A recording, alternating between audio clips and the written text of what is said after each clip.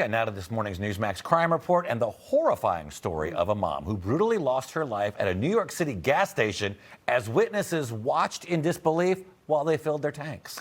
And now we're learning the suspect in the slaying had just been released from prison with time still left on his sentence. Newsmax crime correspondent Jason Mattera has all of the details. Good morning, Jason.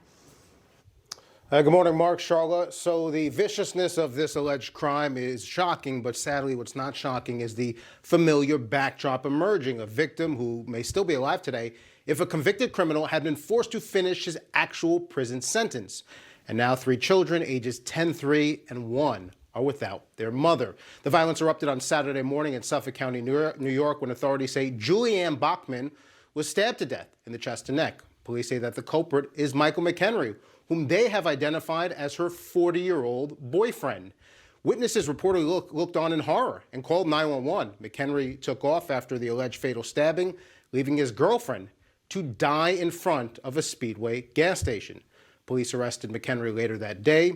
He was charged with second-degree murder, and now what we're learning about him reads like a chapter in a very familiar book, A Felon Out on Early Release.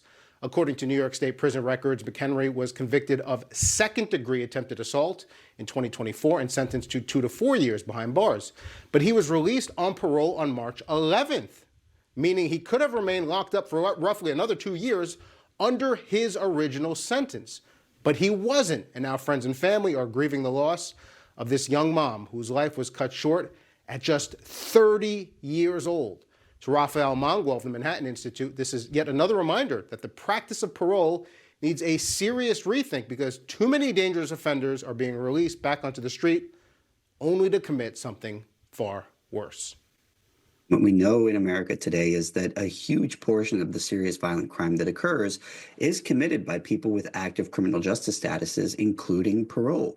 You know, parole designation is not a designation of safety, right? It is an indication of danger. This is a person who has been convicted of a serious violent crime, serious enough for them to actually serve a term in prison.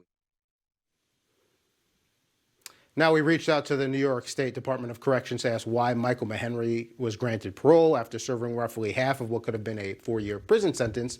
We didn't get a specific answer. Instead, the department sent a general statement back to us saying the parole board follows statutory requirements when deciding whether a convict should be released. So, Mark, Charlotte, basically they gave us a non-answer. Yeah, a non-answer at all. Never getting straight answers.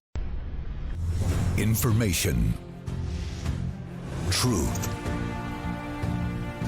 Is freedom.